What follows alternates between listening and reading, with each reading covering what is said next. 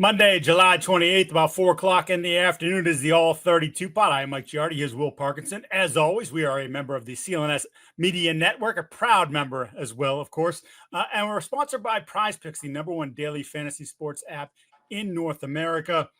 Download today, use the code CLNS to get $50 off your first $5 or after your first $5. Prizepicks, run your game. A lot to get to today around the league, but of course, as the teams finally get into full pads, the Jets, the Patriots, we figured we'd take you there because that's where we've been. Will, Justin Fields back on the practice field like it was no thing? He quite literally was day to day, Mike. I think in years past, I can think of the Mekhi Becton injury is the one that comes to mind the most, and also right. Zach Wilson, where under Robert Saleh, the injury update would, to us would be, hey, they're week to week, or they're out 2 to 4 weeks. And usually you could tack on about 16 years to those projections. I remember Mekhi Becton was like, hey, he's got a small fracture in the kneecap. He'll be back by the end of camp. And Mike, he missed the whole year, never practiced again. That was weird. Then there was the Zach Wilson, we talked a little bit about it, but the Eagles, he plans to cut, and it's the meniscus, and it was like 1 to 4 weeks or 2 to 4 weeks, right? And then it was like week 3 of the season, and he was randomly practicing, and it was like, hey, this is earlier than we thought, but also later than we thought. And after week 1, it was like, oh, week 2's up in the air, but then he hasn't even been cleared yet. There was just a lot of misunderstanding or misreport. I don't know how you misinformation, fake news. No, I'm just kidding. But yeah, Justin was back on the practice field, jogging around on Friday. On Friday and Saturday, and then Saturday he did some, 7-on-7 work. Today he was back in 11-on-11. He's still quite quote unquote limited. If we were going into a week, a regular season week, he would probably be a guy that was like limited Tuesday, limited Wednesday, full Thursday. Like that's how I would describe the way he's been progressing back. They haven't done a lot of out of the side of the pocket stuff and things like that, but like he's very much practicing. So there's that. I would say the biggest takeaway from Jets camp today was the Jets were in full pads. I'm sure we'll get to the Patriots here in a moment that were also in full pads. Many teams kind of ramping up now. The Jets took the approach of, we sucked at tackling last year and we were a soft team, and we're going to practice tackling and hitting people, and we're not going to be a soft team. Now, celebrating the Jets for practicing football should not sit here and pretend like it's not an insane statement to be making, that this is big news. But unfortunately, Mike, it is big news. Mm-hmm. I believe Brian Costello of the New York Post, who's been on the Jets beat since I believe 2011. So this is the first time he's seen the Jets practice tackling this like physical amount of tackling since he's been covering the team.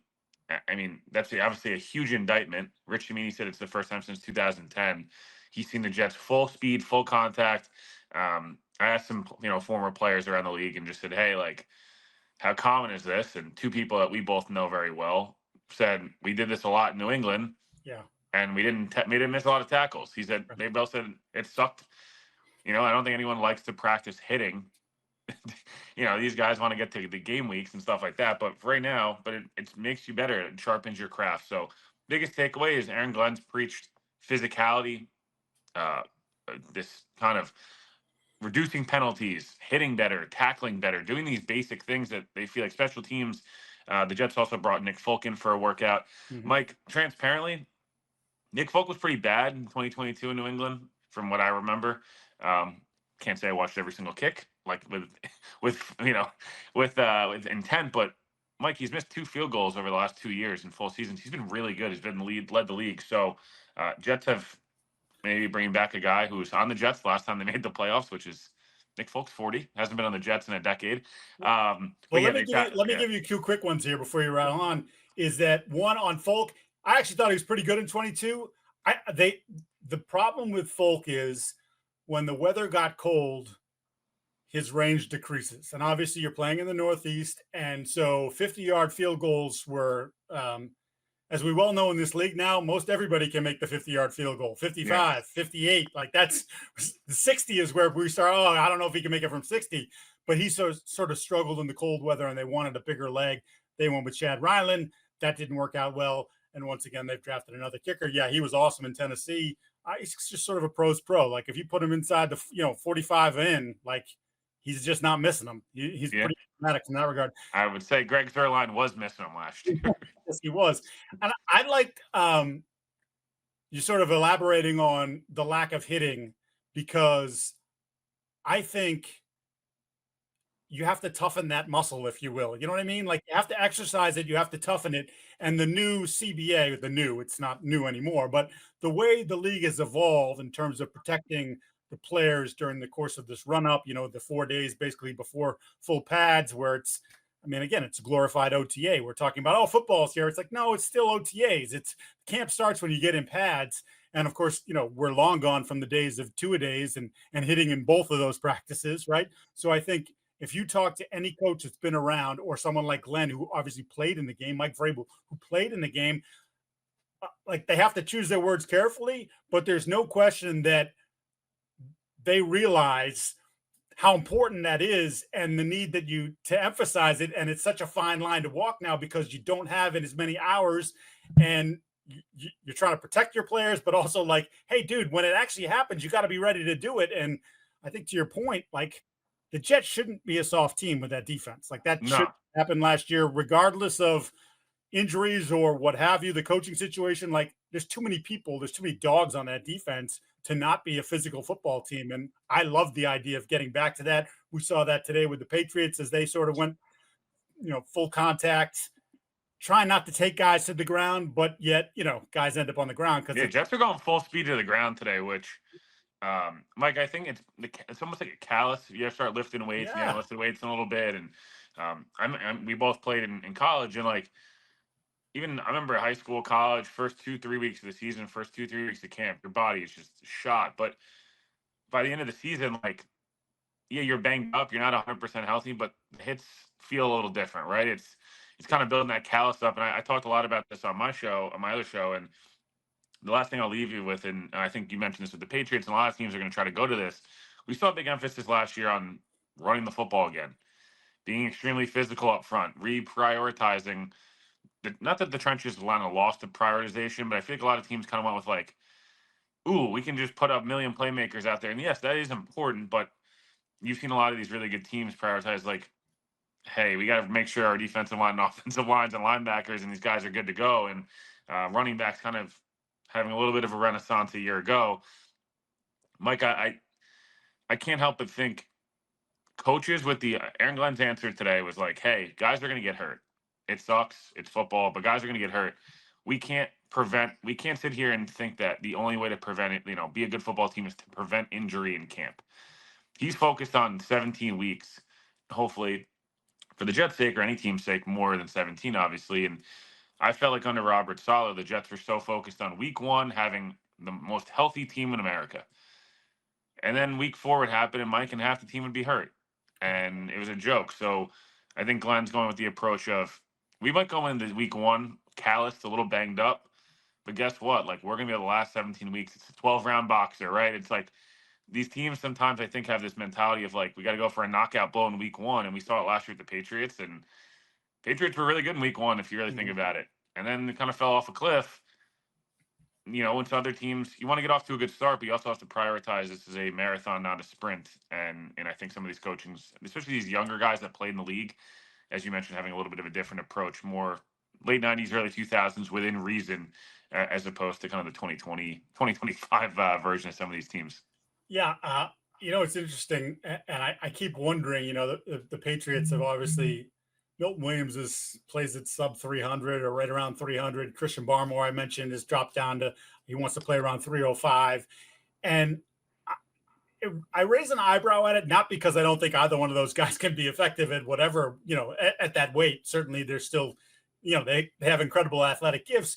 But I wonder if in the last year and change, we've started to see the pendulum swing back to, okay, if you're going to be smaller and faster on defense, and that is what you had to do, right? Because everybody was spreading you out. And as you mentioned, putting a bunch of playmakers on the field, that now it's like, okay, well, now, lighter boxes there's more opportunity to go ahead and get back to sort of, I don't want to say smash mouth, because I think that sort of three yards in a cloud of dust thing is not happening. But like, I do wonder if there'll be a little bit more of an emphasis, I think, because there was last year, if we continue in that direction this year with teams around the league going like, look, man, if you're going to throw out 300-pound defensive tackles, 295-pound defensive tackles, and 230-pound linebackers, like, you know what? We'll call a few more runs and we'll see what happens. You know, we'll see if we can control the time of possession and still maybe get the explosive plays. I think that's probably the one part where people look at it and go, well, you don't score as much. Well, if you control the football, wear down the other team, fourth quarter, it's a close game, you might feel really good about your opportunities to continue to deliver the final punch after delivering body blow after body blow for three and a half quarters. Yeah, no, 100%. Mike, I was curious because, and I know we're going to transition a little bit into your neck of the woods. And for the fine folks who always like to say, make sure we talk about the Patriots, we will be talking about the Patriots. I've noticed now there's 2 days in a row where yourself, some of your other colleagues on the Patriots beat have mentioned former Jet Morgan Moses and maybe potentially not in the best light. I think Morgan's a really awesome dude. My worry is, Mike, and I'm sure you tweeted a little bit about this, and as I mentioned, I think, you know, Greg and a few other folks talked about this on Saturday, I believe, as well. Is it possible that the cliff started last year and it was masked by the fact he did get hurt against New England week 3, and he's so tough he played through it, but like, hey, it's Rodgers' fault and stuff.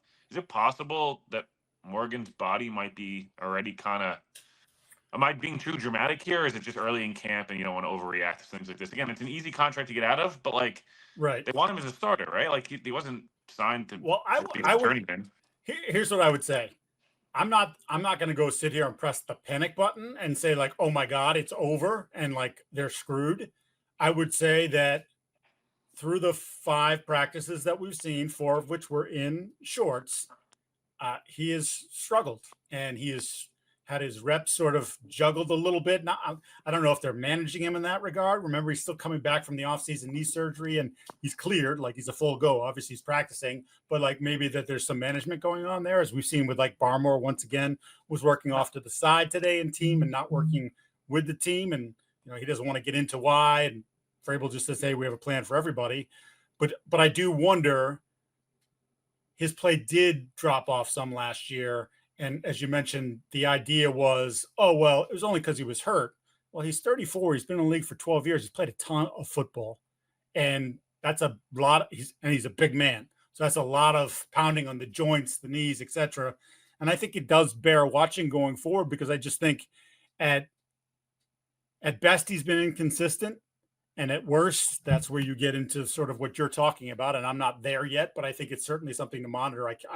I definitely can't. Some people be like, oh, you don't have to worry about it. It's like, no, man, like we do this every day. And every day, if he's a part of the story and it's not in a positive tone in terms of his play, then those days keep stacking up. So, you know, and their depth at tackle is a little suspect, right? DeMontre Jacobs right now has been the first backup. Vidarian Lowe still not off a pup. Not that Vidarian Lowe is any great shakes, but he has played left and right tackle. So I kind of figured if Caden Wallace wasn't going to be the swing tackle, it'd be Vidarian Lowe. Caden Wallace is playing guard. He's been playing guard all camp. It would appear, at least to this point, like his days as a tackle are numbered. And I'm not totally surprised by this, just because I remember reporting at the draft, around the draft, when they picked him, that there were teams that were like gobsmacked that the Patriots thought they could move him to left tackle. They were like, we don't think he's a right tackle. We think he's a right guard. So, you know, that's lofty. And now it appears like maybe this group is starting to view Caden Wallace as a guard as well. So, yeah, I'm keeping a close eye on Morgan Moses. And like the guy that's basically tortured him to this point is K'Lavon Chaisson, who was a former first-round pick of the Jaguars, who didn't really do much of anything in Jacksonville, went to the Raiders last year and sort of had a renaissance in the final month of the season, 4 sacks in 4 games, you know, helps playing across from Max Crosby. But we talked to Vrabel, you know, because he's stacking these days now. First it's in the shorts. Now today again, he was in the backfield, would have had, you know, by my count, he would have had 2 sacks. And talked to Vrabel, and it was like someone asked the question, is like, are you sort of betting on untapped potential? Because even though he just turned 26 and this is year 6 in the league, like year 6 in the league, to be just turning 26 is still like there's and having not really played a ton of football, right? He hasn't been counted on. And Vrabel's like, I think that's absolutely fair to say. There were a lot of good things that you saw from his tape. And one of the things that I've been impressed by, and I had the opportunity to cover a Jacksonville camp or some practices in a Jacksonville camp when he was a younger player there, his body transformation. And not that he wasn't a big guy then, but like he is just solidly built, but he still has that explosion. And it's almost like maybe the tools are all coming together to be, I was kind of thinking about it right before we went on. Josh Uche had that one great year. We had the 13 sacks, and I was thinking like he's going to get paid. And obviously he got traded and wasn't even active for Kansas City. And now he's on Philly, and who knows, in Philly, that's a pretty good place to be if you want to kind of rekindle your career. But I'm sort of wondering if Chaisson gives them that Uche speed, but he's a much bigger human, right? Because Uche had that bend. Chaisson has that bend, but he has that bend at not, Uche was probably 225, maybe 230, but short.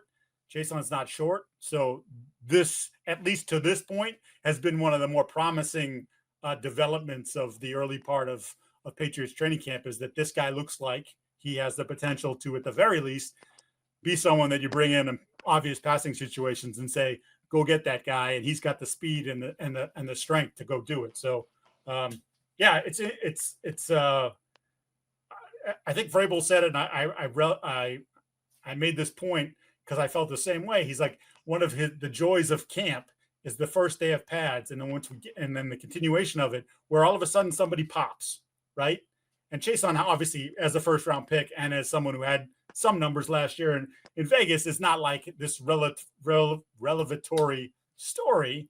However, it's like, is this what he's talking about? Are these the kind of players? And I always do enjoy, like, ooh, 1 year was Malcolm Butler, turned out to be a pretty good player for a few years. 1 year was JC Jackson, who turned, you can say all you want about JC, but he had a couple really nice years with New England and got paid by the Chargers. So like, you see these guys pop up from time to time. And I wonder if it's Chaisson. And I wonder if the Jets have that same sort. Is there a guy in camp that you just all of a sudden look and go, I wasn't familiar with your game, or I didn't think you had that in your game. But now that I'm watching, I'm wondering, okay, maybe that's something that nobody was counting on, including the coaching staff. And now it's coming to the forefront. And you're saying, like, this guy may actually carve out a legit role on the football team. Yeah, no, 100%. I just think, when it comes to Moses or any of these veterans, I just think that you always look for him. It happened with Dwayne Brown 2 years ago, where he looked pretty good, was banged up, but looked pretty good, played through this bad injury, which is what Moses did in I believe that was 2022 for Brown. And then 2023 happens, and he was unplayable. Obviously, he gets blamed for the Rodgers injury, but whatever. It was on Rodgers. He didn't throw the check down. But the point being, like, I just always find it interesting to watch where veterans and young players, we mentioned in both senses, right? Young guys, a lot of times that it'll just click for some of these guys all of a sudden, and boom, and like you see the potential. And then there's other guys that are veterans that, Moses last year played through like an elbow dislocation, his knee was destroyed, his hand, he couldn't feel his hands for most of these games. It was like outrageous, toughest dude, easily, I would say he's probably the toughest dude in the league. And it just, I always get nervous when I saw 2 days in a row, you guys kind of mentioning both, like, ooh, like not the best day. And I'm like, oh man, like I really hope his body's not gonna go, because that guy's an awesome guy to be around, but the Patriots need him. As we mentioned, I know a lot of people were like, you jump too many conclusions, like it's early on in camp with Josh McDaniels, and I appreciate the wanting to have patience, but I think part of what me and you talked about a lot on Friday, and I still feel this way, that Josh McDaniels is a really good offensive coordinator who's not going to change too much. Like, he's changed some, right? And he's adapted some different things, but like Josh is very demanding. And I just wonder, as camp kind of starts to continue to develop, like, I've seen, and I don't know if you feel the same way, a lot of Javon Baker hype I've seen the last 24 hours. And maybe the light switch comes on for him where it doesn't for Jalen Polk, or vice versa, or it comes on for Kyle Williams, but it doesn't for Jalen Polk. Who knows? I just think, to your point, we'll see. If Moses in the next week is still struggling, it starts to give you calls for pause, as Yeah. as the saying goes. You bring that point up, and I was having a discussion with Andy Hart. I think you've done some of the Six Rings pod for WEI. Andy and I were sitting there watching and talking, and he made that point about, we were talking about Moses and like, should you, this is just two guys talking, right? Just chopping it up. And I'm like, yeah, I'm not going to say I'm not concerned. It's not a big C concern at this point, but I'm not going to say that watching him thus far, I'm like, oh yeah, they're all set at right tackle. It's not how it's looked to this point. And he made the point, and I love it because you're talking about it there as well. It's like, okay, you at home want to hear, and some fans want to hear it all. Good, bad, ugly. They want to know everything that you can give them, and they'll filter it all.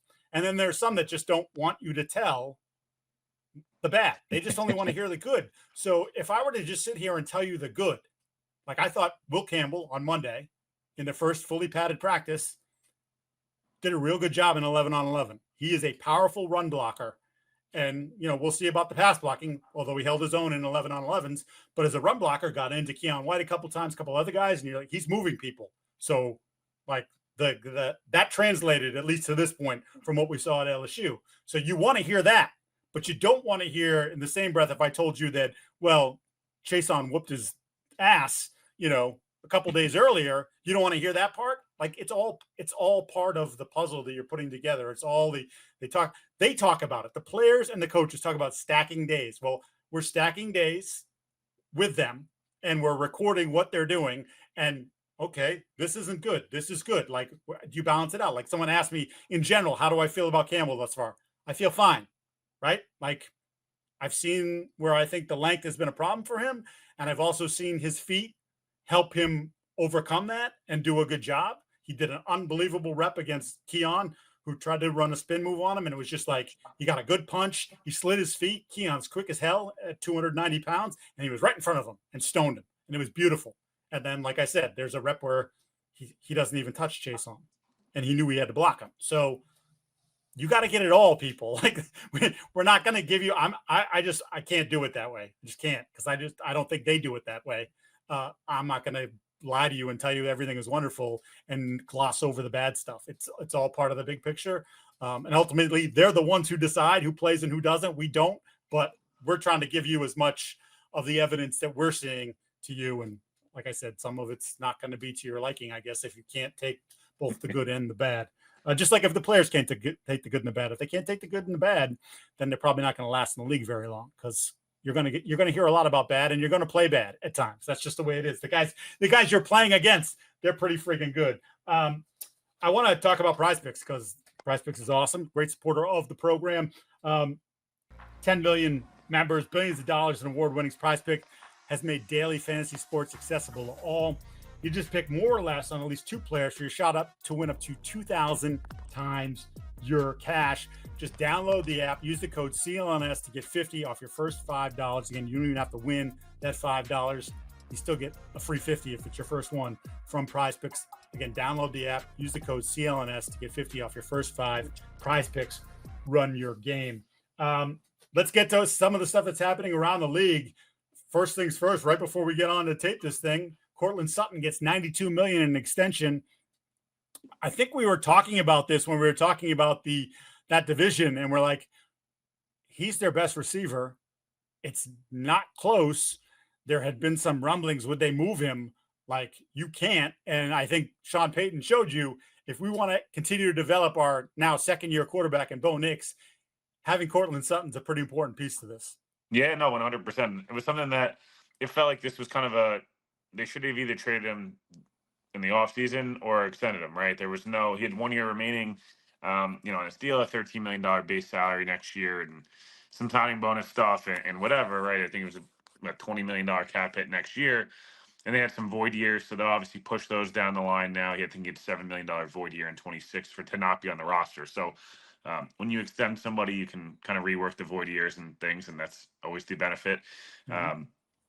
My concern, Mike, is Sutton's going to age 29 season, and I don't think he's quite the athlete he was pre-ACL, but I also think he's been extremely effective. He's really good for Bo Nix. He fits the system. He blocks well. He's obviously very good in that 50-50, which really become 70-30, whatever cliche you want to give. That's what happens again, obviously last year, 8 touchdowns, right. And, another 1,000 yards. So really good player. I think he's a perfect number 2. In my opinion, somewhat of a 1, but probably more of in an ideal world. He's Yeah, your low end 2. 2, but yeah, absolutely. He's your 2 at this point, right? I think Yeah. that's really, Judy, I guess, is what you look at as their 1. Or not Judy, sorry. Yeah, he just. My only concern, Mike, is that 18 touchdowns the last 2 years, right? I mean, he's a guy who's averaging the last 2 years. He's like a 70 for 900 plus 8 touchdown guy, which has been awesome, right? 2 years under Sean Payton, he's been extremely effective. Was really good in the playoff game as well at 5 for 75. Like, it's not like he can't play in big games. Only concern, he's going to be 30 years old next year. Most of the big money is going to be in the first 2 years. So, I'm sure we'll see the details. I'd have to see the deal to really give a full, I love this or I don't love this. But on the face of it, did they have a choice? You know what I mean? That's the biggest thing here. It's not like they sat here and had a choice. Again, he's had 2,000-yard seasons, right? In 7 years. So it's not like he's the number 1 receiver, but I also feel like he kind of got what the market pays, a really high-end number 2. And if you're the Broncos, again, did you have a choice? No. Sutton, by all accounts, Sutton's a good dude. Again, fits Sean Payton well as his 2 most productive years. So don't hate it at all. I'm not overwhelmed. I'm not like, wow, what a great deal for the Broncos. But I'm also like, they didn't have a choice. This is what you got to get done. Yeah. Again, as we tape this at 4:23, we don't have it usually takes 24 hours to get 12 to 24 hours to get the full breakdown of the contract. But on the face of it, doesn't bother me. Maybe my mind changes if there's outrageous guarantees, but I bet you that there is not. Again, he was going to make 20 this year instead. Now he's going to be making 23. Yeah, and they're a team that they're still dealing with some of the Russell Wilson a fair amount of the Russell Wilson dead money. So a year from now, I think their books open up pretty good. So you get him already done at a fixed number now, you know what it's going to be. And then you have the opportunity to maybe do a little bit more or be a little bit more aggressive in your shopping come next season, or even, should you get to the trade deadline and look at it and go hey, all right, we have enough that we can bring this guy on and then absorb next year's contract as well with no problem because the books open up. We'll stick with receivers because Terry McLaurin, quote unquote, ended his holdout by showing up to the Commanders' practice. Of course, he's immediately placed on the PUP with, I believe, a left ankle injury. I'm going to guess and feel really good about this guess that his left ankle is just peachy, just fine. But this is an effort, I think, by him and his agents. Hey, look, we lost $150,000 or something of that because of the fines. And we're not going to do that anymore. We're going to come in, we're going to report, and we're not going to play because you haven't given us a contract yet. So I'm not going to really get hurt. And now it's the hold-in situation, which Brandon Ayuk did last year. It's become a more popular thing. I still come down to this, Will. They're idiots if they don't pay him. And I know his age, and you could whatever, but they're in a spot where with Jaden Daniels at quarterback and with what else they have at wide receiver, and even really, quite frankly, as a whole offensively from a playmaker standpoint, he's their best one aside from Jaden. And he's got the juice here. I guess 2 things. Do you see any reason that this doesn't get done before week 1? And 2, how do you feel about, and maybe this is more important because I think you and I both share they're going to get this thing done. How do you feel about the hold-in thing? So I think the whole hold-in thing has become a bit of a, the hold-in thing's almost more distracting in my opinion. I know that's what they want. They don't want these guys holding out. So that's in CBA. It makes them extremely, I think it's $50,000 a day to not be there. But it also seems very distracting. I remember last year Ayuk walking around the facility and on the practice field in a hoodie with this hood. It was just I don't know. It's a tough look, even if there's nothing wrong. And then you have Reddick, who just wasn't showing up, and it was he get questioned every day, but he wasn't there, so who cares? So I guess it's kind of a pick your poison. If aesthetically it looks weird when the guys are holding in, but McLaurin's the team captain, and he is their leader. That's part of this thing. I mean, look, it seems like he wants more than DK. It's pretty much what it seems like. There's he's a better player than DK. Yeah, and I guess it's just the age thing. If that's what you want to look at, is hey, who's we're investing a ton of money. It's not even this year, but I don't understand, Mike. To me, what's the what choice do you have?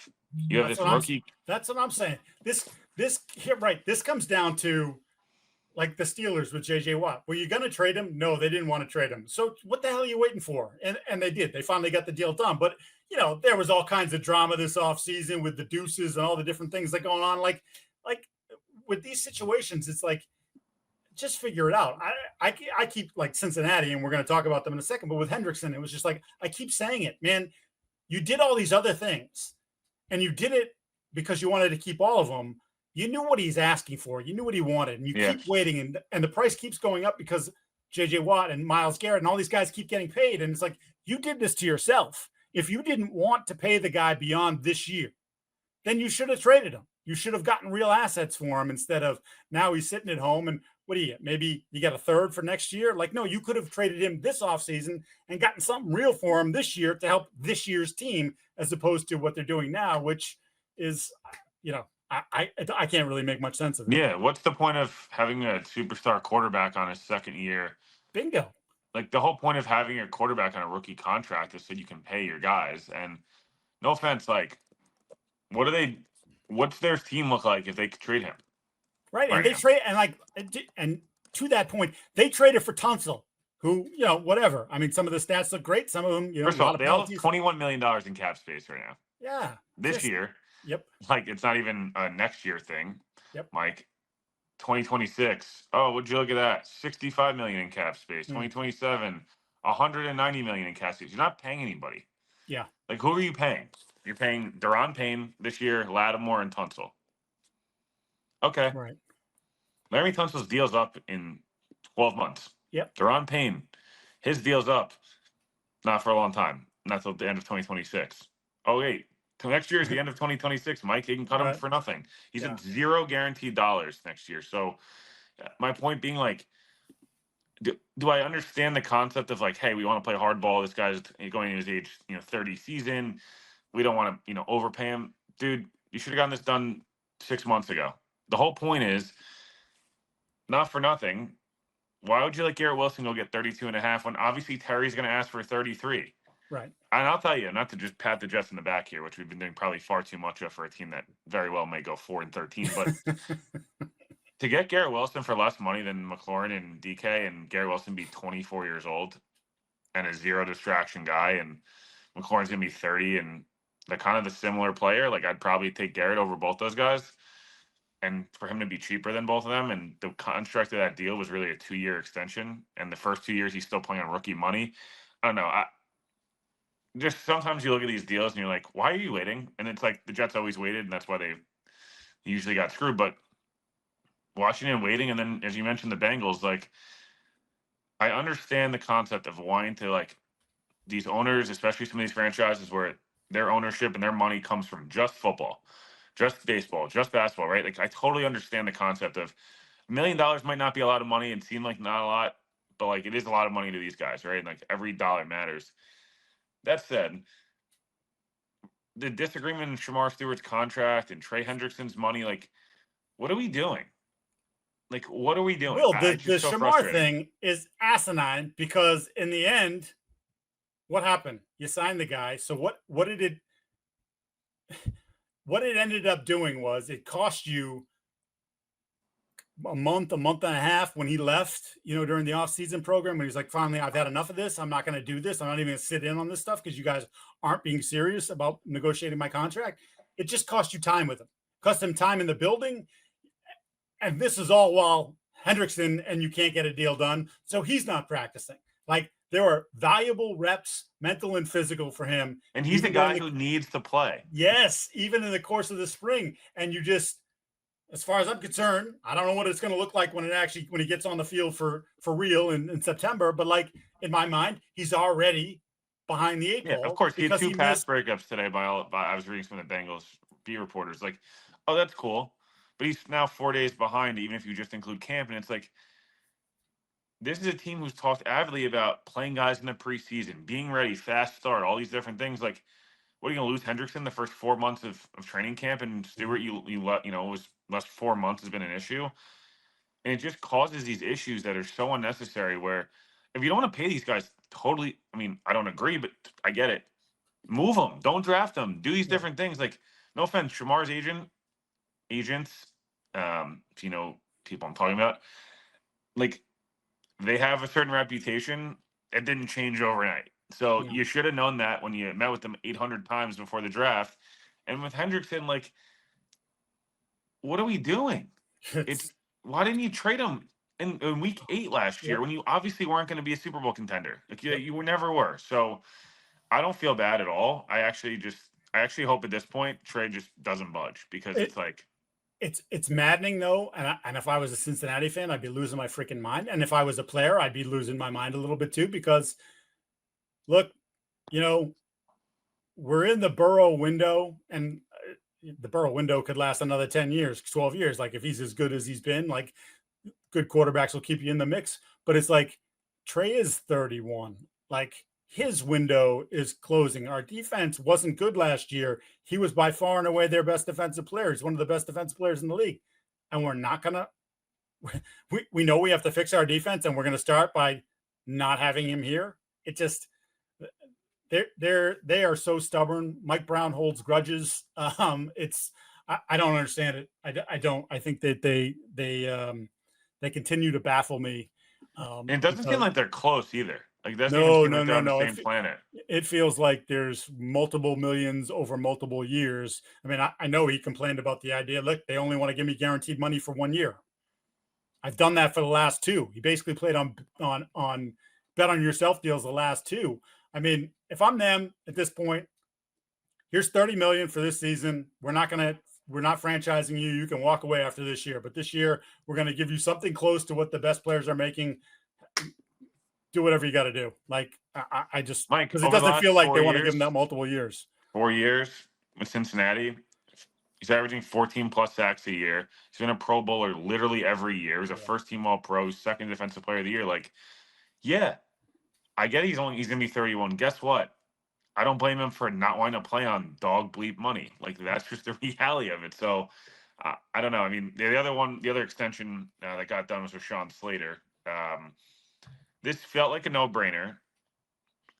My only question with the Chargers is going to be like, is this something they're going to continue to try to get ahead of guys? Is it going to be, do you feel like you've seen enough from Slater that he is deserving that deal? I mean, I think he is. I don't see why anyone would disagree. He's 26 years old. Like, there's no, I don't have any issues with the extension. Obviously, there's no issues there. I thought it was a really good deal I thought his people made a really good deal to get that.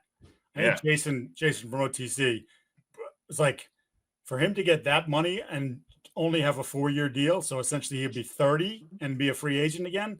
Like, okay, sir. The Tunsil method, just always become the highest paid guy every 2 years. Yep. Give the team flexibility. I mean, again, look, like he had missed obviously pretty much all of 2022, but like second team All Pro as a rookie, as a Pro Bowler a year ago, and played 17 and then 15. So he's shown the ability to be pretty much durable again. He's a good player, obviously a very good player. He's a former first round pick. He's a homegrown tackle. Like, keep those guys in house. And for the Chargers, hey, like, again, it's all about, hey, Joel in 2 years, if he keeps playing the way he's playing, you'll get rewarded too. Like, just think it's always important as an organization to show, like, if we draft you and develop you, even if you're not our guy, right? Like Slater, Sauce, Garrett, guys that are new regimes that did not draft them, they're good players at premier spots, and we're going to keep you and extend you long term. It's good business, in my opinion. I mean, as we've discussed on this pod, when the Patriots signed all those guys that they did 2 off seasons ago, all their own guys, I didn't love all of it. I didn't love re-signing the core of a 4-13 team, which turned into the core of another 4-13 team. But the one thing that I did understand from that perspective was what you just talked about. The idea of like, hey, guys, Bill did things a certain way, and he always left people hanging. And a lot of times actually preferred someone outside the organization than inside the organization. We're going to prioritize the guys that we drafted, the guys that we developed, the guys that found success here and seemed to like playing here. And again, I thought they went a little too far with it. I would not, Duggar, that's not a contract I would have given. There's a couple other ones, but point being, that is a good message to send. Now, if you're up in the ranks and you're a year or two away, hey, like if I keep doing my work and I like it here, like if I keep doing my work and I'm playing good ball, they'll give me a fair contract offer and I won't have to pick my family up and move, to Kansas City or wherever, Houston, whatever the case may be, Arizona, wherever, that I have a home here and I can put roots down here, at least for the foreseeable future. So I do completely understand that. Last one, and I want to read this because I actually didn't hear the report. So I'm just going to read this from ESPN.com. We talked on the last show about Christian Wilkins, released by the Las Vegas Raiders. He's filed a grievance against the team because the team said he's in violation of his contract when they voided the final $35.5 million guaranteed on the deal. He filed a grievance. He's going after that money. And there's been all kinds of reports and speculation about what was going on there. Did he not get surgery? They want him to get the surgery on the Jones fracture, etc. Did he hurt the leg again because he's back in the boot? Did he hurt that doing a non-football thing, etc.? Well, there's a story today in ESPN. I'll just read it to you. Just the beginning. Christian Wilkins, who was released by the Las Vegas Raiders on Thursday, kissed a fellow player on the head, and the teammate took offense to it, a source told ESPN's Adam Schefter. The incident was not the sole reason Wilkins was cut, sources said. Wilkins has been recovering from the Jones fracture, which he suffered in his left foot last October.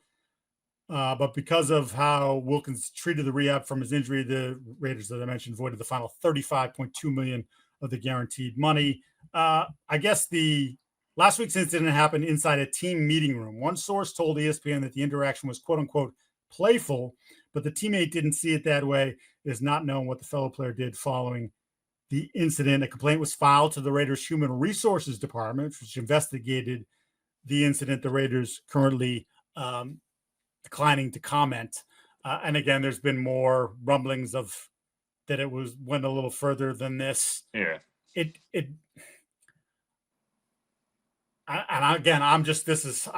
maybe I'm not even going to do it. I was going to speculate a little bit that the Raiders just dealt with something with Chandler Jones, and you remember him struggling mentally, and there was all kinds of things that happened that led to his release a couple seasons ago when Josh McDaniels was there, and some concern about his safety. There was also concern about maybe some people in the Raiders organization safety because he was making some threats. I'm in my head, I'm wondering if there's some parallels here, but it's clear that things went off the rails with Wilkins. And I understand why this is where it is right now. Yeah, I guess my just reaction is I'd be pretty surprised if we see him in play football this year. Maybe it's something that kind of eases over time. He shows he's healthy. A team takes a shot on him. He's obviously a talented dude, still young enough, and if he's healthy enough, I'm sure he could play some good ball. I just wonder if it's like, are we taking a shot on a guy who we're not sure of the motivation level? There's obviously off the field stuff that is at least a problem in the locker room to some extent. Again, we don't know. Mike Florio hinted that there's another story that isn't being reported. Schefter reported one story. Then there's another story by I think Josina Anderson had that's different than those two. Like, seems to be a lot that went on there last year. And this is not even on top of, we've seen some weird stuff, weirder things, weird touching of Josh Allen in areas that I'm not sure Josh Allen was asking to be touched in during games. And there's a lot, like there's just a lot with Wilkins. And maybe someone takes a shot on him at the end of camp or he proves, but if he's not only not healthy, but a distraction, I think teams are going to watch this and let it play out before they make a move to bring him in. So, yeah, just a weird situation in general, and just something that I guess is unfortunate. I think you more and more see a reason why the Raiders were probably just like, I'm good. Like, if we lose the money, we lose the money. We don't need this in this new culture we're trying to set. Yeah, and it's interesting because, and look, as you mentioned, the thing with Josh Allen that happened multiple times over the course of some of their meetings. Again, this isn't like a new thing. This is a pattern that continues to happen. But when you talk to people in Miami, I never heard anything like, oh, like he's whatever. Like, I never heard he was a bad guy. I didn't hear any things. In fact, what I heard consistently was he loves ball. So you wonder what happened between him leaving Miami and what's gone on in Vegas. So I hope that whatever that is, that gets fixed and that he's in a better place physically, mentally, what have you. That's going to put a wrap on this edition of the All 32 pod. A reminder, as I get my sheet here, because I like to be precise with these things. For those listening to the show, we ask you to subscribe to the podcast, like and leave a review. For those watching the show on CLNS, go ahead, hit that like button, subscribe to the Patriots Press Pass YouTube channel where you can find our show and plenty of other great Patriots and league content. Also, please make sure to turn on your notifications so you know the instant a new video drops. Will and I will be back later in the week with more details on football because it's so nice to see them in pads again. I think they even like it a little bit. Like, all right, it's the grind is going to start, but you know what? This is what we do. Jabril Peppers was popping some people, and to me, that's what Jabril Peppers is about. He wants to bring that pain a little bit, even if it's occasionally to his own guy. All right, again, he's Will. I'm Mike G. We'll see you soon.